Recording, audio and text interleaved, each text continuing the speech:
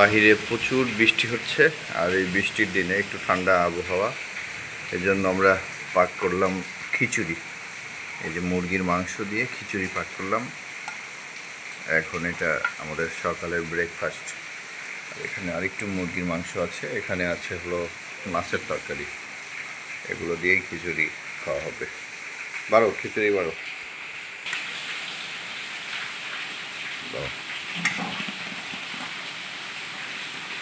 ধোয়া উঠছে গরম গরম খিচুড়ি। আবহাওয়া যেহেতু ঠান্ডা, বৃষ্টির দিনে খিচুড়িটা খুব যায়।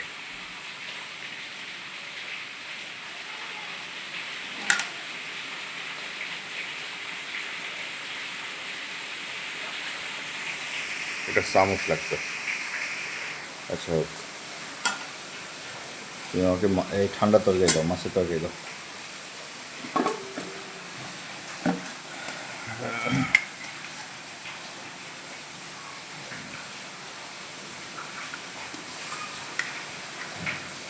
দুইটা মাছ উঠছে। ওকে, ঠান্ডা তরকারি আর গরম খিচুড়ি।